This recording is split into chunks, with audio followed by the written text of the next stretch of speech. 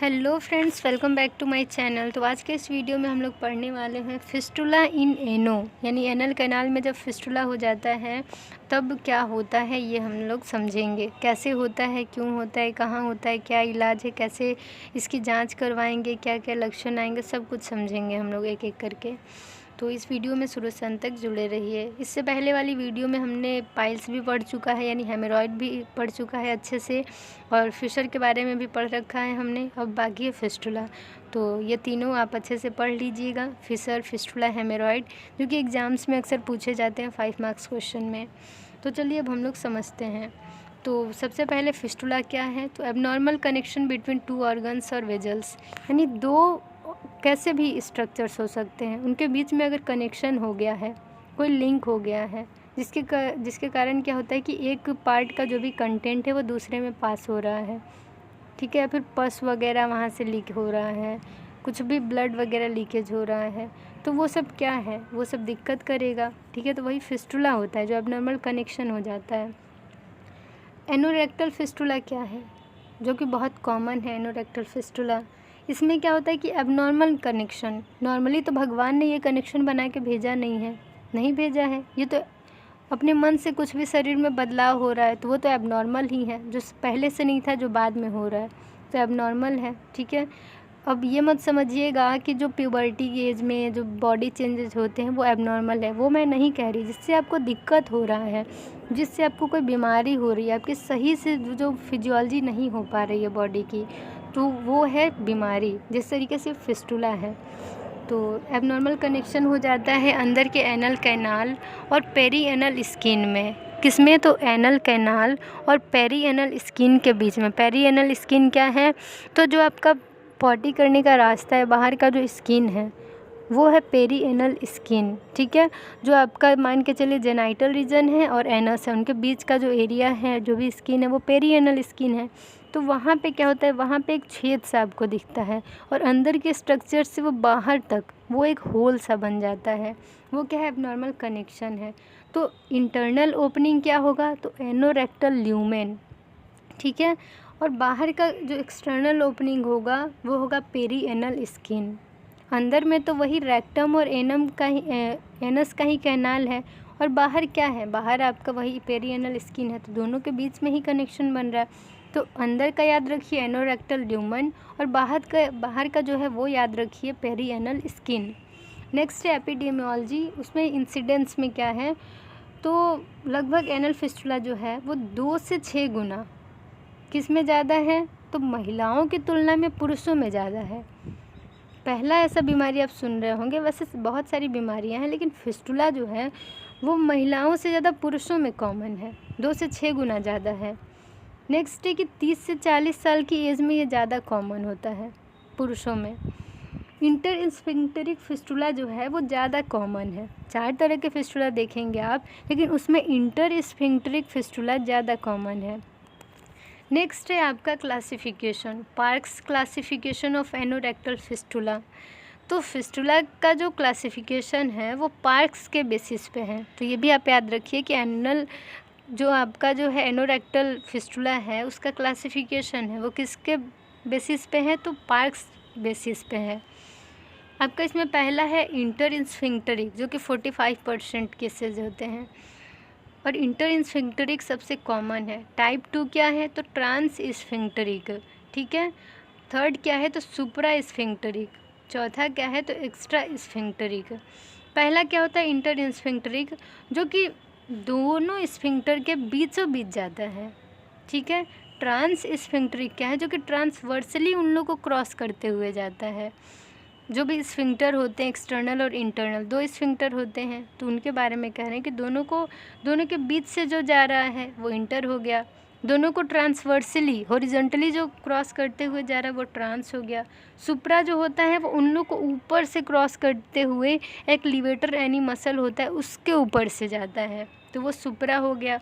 और एक्स्ट्रा स्फिंक्टरिक जो होता है वो दोनों, यानी जो आपका एक्सटर्नल और इंटरनल स्फिंक्टर मसल है, उन दोनों को नहीं टच करता है, उन लोग से ऊपर होते हुए बाहर क्रॉस करता है, पेरियनल स्किन तक जाता है, ठीक है। तो ये आपको मेनली एक नॉलेज के लिए मैंने बता दिया, इसको याद रखिए, नहीं तो बस आप नॉर्मली पार्क्स क्लासिफिकेशन इतना लिख के भी आप आगे बढ़ सकते हैं, ठीक है। तो 4 तरह के होते हैं, आप यहाँ समझ गए। नेक्स्ट है इटियोलॉजी, यानी कारण क्या होता है, कारण क्या है आखिर फिस्टुला होने का। तो मेनली एनल एब्सेस क्या होता है कि मवाद बनने लगना एनल ग्लैंड्स में, उसके कारण क्या होता है वो हम लोग आगे समझेंगे। इसकी पैथोफिजियोलॉजी यानी कि कैसे इन्फेक्शन होगा ग्लैंड्स में, कैसे वो फटेगा, कैसे मवाद कहाँ तक जाएगा, फिर कैसे फिस्टुला बनेगा, ये सब समझेंगे। तो पहला इसमें कारण है एनल एब्सेस, यानी मवाद बनने लगे, पस कलेक्शन होने लगे तब। एनल फिशर, अगर बाहर में टीयर हो चुका है, यानी कि वहाँ पे जो है दरार पड़ चुका है बाहर के रास्ते, यानी पॉटी करते हैं तो उसके बाहर का जो रास्ता है एनस का जो बाहर का रास्ता है, अगर वहाँ टीयर हो गया है तो वो एनल फिशर होता है। यानी अगर आपको पहले से फिशर है तो भी चांसेज होते हैं फिस्टुला बनने का। अगर आपको इन्फ्लामेटरी बाउल डिजीज़ है यानी कि क्रॉन्स डिजीज़ है तो इस कंडीशन में भी चांसेज होती हैं फिस्टुला बनने की। अगर आपको ट्यूबरकुलोसिस है, ट्यूबरक्यूलोसिस यानी टीबी है, एक्टिनोमाइकोसिस है जो कि एक्टिनोमाइसिस से ग्राम पॉजिटिव बैक्टीरिया है उसके कारण होती है। अगर कोई फॉरेन बॉडी आ गया है यानी ट्रॉमा हो गया है तब फिस्टुला बन सकता है। फॉरेन का स्पेलिंग आप याद रखिए FOREIGN, ठीक है, यहाँ पे थोड़ा लिखने में मिस्टेक है, FOREIGN फॉरेन बॉडी, ठीक है। अब नेक्स्ट आपका है मैलिग्नेंसी, अगर कैंसर हो गया है तो उस केस में भी होता है, उसमें भी चांस होता है कि फिस्टुला बन जाए। तो याद रखिए कैंसर, क्रॉन्स डिजीज़, टीबी है, एनल फिशर है, या फिर कोई ट्रॉमा हो गया है, फॉरेन बॉडी यानी बाहर का कोई ऑब्जेक्ट आके और एकदम वहाँ पे छेद कर दिया है, ठीक है। तो इस कंडीशन में दिक्कत हो सकती है इस तरह की। अगर आपको जो है कॉन्स्टिपेशन डायरिया तो वो मेनली आप जानते ही हैं, वो भी लिख सकते हैं क्योंकि उसके चलते फिशर होगा, फिशर के चलते फिस्टुला भी हो सकता है। यहाँ पे देखिए डायग्राम में मैंने शो किया है कि देखिए यहाँ पे एक्सटर्नल और इंटरनल स्फिंक्टर हैं, ठीक है। यहाँ पे मैंने दिखा रखा है, आप देखिए ध्यान से और समझिए इसको कि इंटर स्फिंक्ट्रिक दोनों के बीच से गया, सुप्रा जो है देखिए ऊपर से क्रॉस करते हुए गया है लिवेटर एनी मसल को भी। फिर क्या होता है ट्रांस स्फिंक्टर, देखिए ट्रांसवर्सल यानी हॉरिजॉन्टली दोनों को क्रॉस करते हुए गया है। और एक्स्ट्रा जो है वो देखिए दोनों मसल्स को कुछ भी नहीं किया, ऊपर से बाहर निकला है, ठीक है। तो यही है हमारा 4 तरह के फिस्टुला, और जो भी हमने पढ़ा वो था कारण, इटियोलॉजी। अब नेक्स्ट है पैथोफिजियोलॉजी, यानी कैसे कैसे हमारा ये फिस्टुला बनता है। तो सबसे पहले हमारे एनस में, एनल कैनाल में ग्लैंड्स होते हैं, छोटे छोटे ग्रंथि होते हैं जो कि ऐसे फ्लूइड को सिक्रीट करते हैं जो कि बहुत ही बुरा स्मेल करता है, ठीक है, बहुत ही एकदम फिशी स्मेल, पंजेंट स्मेल वो प्रोवाइड करेगा, बहुत ही बेकार। तो ये जो एनल ग्लैंड का इन्फेक्शन होता है वो क्या होता है लगातार बने रहेगा, तो वहाँ पे क्या होता है पस कलेक्शन होने लगता है, मवाद बनने लगता है। और वो जब ग्रंथि मवाद से भर गई तो वो फटेगी जब, तो वो अंदर तो मवाद बहेगा ही, बाहर के रास्ते भी बाहर निकलने का कोशिश करेगा, और बाहर जब प्रेशर डालेगा तो वही पेरी एनल स्किन पे एक छेद हो जाएगा, वही हमारा क्या है, वही कनेक्शन बन जाता है। अंदर में क्या हुआ, पहले ग्लैंड्स में यानी ग्रंथि में इन्फेक्शन हुआ, मवाद भर गया, वो फट गया, अंदर तो बहा ही, बाहर भी बहेगा, ठीक है। और जैसे कि कोई एकदम बड़ी सी नदी जा रही है तो आगे पहाड़ को तोड़ते हुए रास्ता बना लेती है, ठीक है, कोई भी चट्टान, कोई भी रास्ता है उसे क्रॉस करते हुए रास्ता बना लेती है। इसी तरीके से ये जो एब्सेस है, मवाद है, वो भी बाहर का जो पेरिएनल स्किन है, ठीक है, अंदर तो आपका बढ़िया है एकदम, और जो भी स्ट्रक्चर से हैं बाहर भी तो आपका स्किन है, तो उसमें छेद कर देती है फिर ये बाहर प्रेशर लगा के। तो इसी तरीके से हमारा एबनॉर्मल कनेक्शन हो जाता है और फिस्टुला बन जाता है। नेक्स्ट है आपका कि क्या साइन एंड सिम्टम्स होंगे, क्लिनिकल फीचर्स होंगे, यानी क्या क्या लक्षण आपको आएगा, क्या क्या दिक्कत होगा। तो इसमें है कि पेरिएनल डिस्चार्ज होगा, यानी पस, म्यूकस या फिर आपका फीकल मैटर वहाँ से डिस्चार्ज होंगे, बाहर निकलेंगे। फिर है कि आपको बहुत दर्द होगा, सूजन हो जाएगा, स्वेलिंग हो जाएगा, पेन होगा, खून बह सकता है, ब्लीडिंग हो सकता है, स्किन एक्सकोरिएशन हो सकता है कि वहाँ पे थिक और लेदरी स्किन हो जाए, वहाँ पे जो है देखते हैं कि आपने गांठ देखा होगा, उसी तरीके से बाहर जो है स्किन ऐसे जो है चमड़ी बाहर मोटी हो जाती है। और प्रूराइटिस एनो, यानी कि आपको खुजली और बहुत जलन सा महसूस होगा, आपको बहुत ही डिस्कम्फर्ट लगेगा, सही नहीं लगेगा, आपको ना बैठने उठने लेटने कैसे भी सही नहीं लगेगा।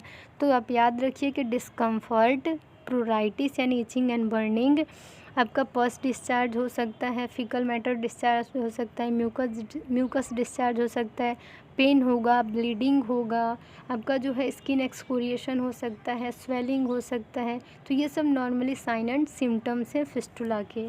अब है कि कौन कौन सी जांचें आपको करवानी होगी, कौन कौन से इन्वेस्टिगेशंस करवाने होंगे।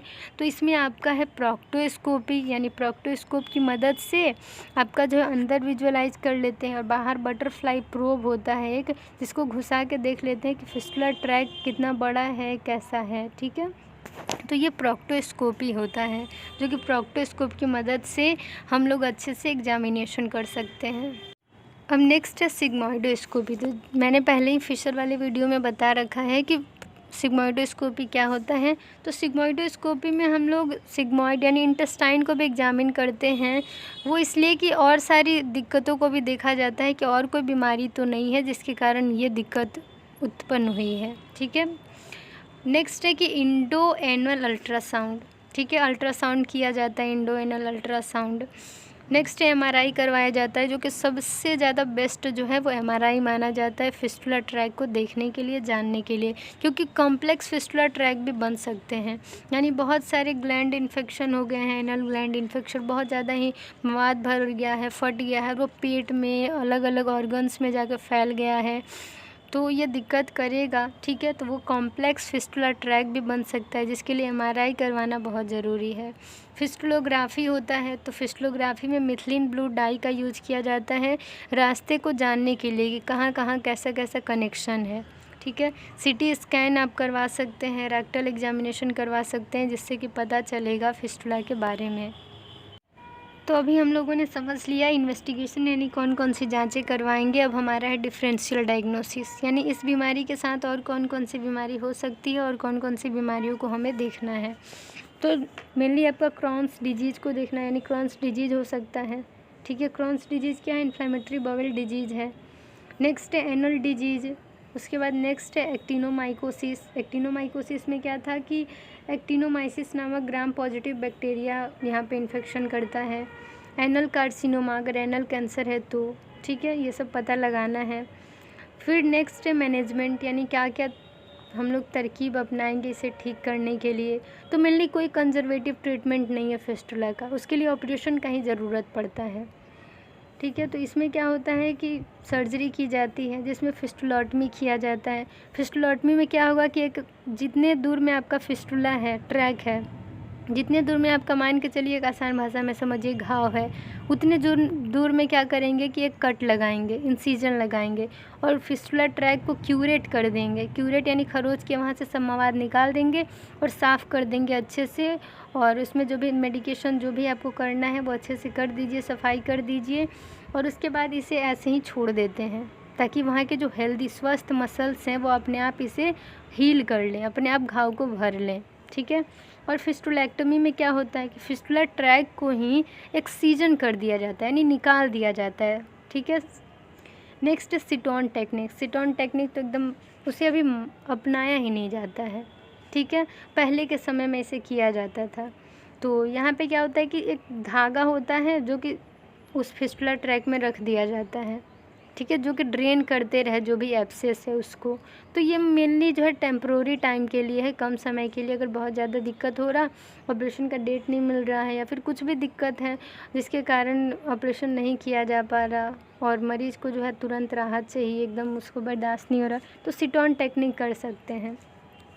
Next advanced flap. तो एडवांसमेंट फ्लैप जो सर्जरी है, इसमें क्या होता है कि रेक्टम के लाइनिंग से, रेक्टम के पास का क्या होता है कि वहाँ से एक टिश्यू लिया जाता है छोटा सा, और जितना नीड हो, छोटा सा नहीं मतलब जितना ज़रूरत हो उसके अकॉर्डिंग लिया जाता है, और फिर जितना ट्रैक है उसको निकाल कर वहाँ पे जो है वो फ्लैप लगा दिया जाता है। तो यही मेन ऑपरेशन का तरीका है।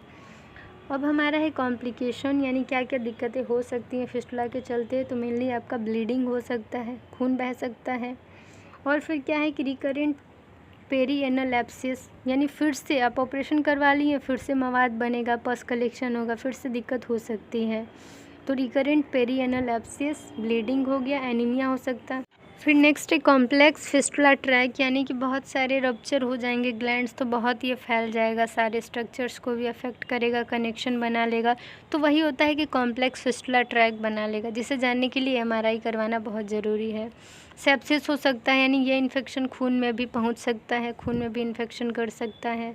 नेक्स्ट है फीकल इनकॉन्टिनेंस, यानी कि आप जो है जब आप सुबह फ्रेश होने जाते हैं तो आप 1 मिनट भी कंट्रोल नहीं कर पाते हैं, आपको जो है जो भी स्टूल वगैरह जो भी पॉटी है वो हो जाती है बाथरूम पहुंचने से पहले, यानी आप कंट्रोल नहीं कर पाते हैं, ठीक है। और फिर क्या है कि एनल कैंसर, जो अगर ट्रीट ना किया गया, मवाद ऐसे बढ़ते गया और शरीर में इन्फेक्शन फैलते गया तो आगे चल के कैंसर भी बन सकता है। तो मेनली यही हमारा जो है फिस्टुला है। फिस्टुला को आप इतना कम भी मत आंकिए, फिस्टुला हो चाहे हेमोरॉयड हो चाहे आपका फिशर हो, कोई भी बीमारी हो शरीर की, आप उसे कम में मत देखिए, तुरंत से उसका इलाज करवाइए। तो इसी तरीके से इस वीडियो को यहीं पे एंड करते हैं। तो thank you for watching my video. अगर आप चैनल पर नए हैं तो चैनल को सब्सक्राइब कर लीजिए और बेल आइकन को प्रेस कर लीजिए, ताकि आपको सारी लेटेस्ट वीडियो की अपडेट मिलती रहें। और अब मिलते हैं कल एक नए वीडियो के साथ। तो thank you, bye, take care.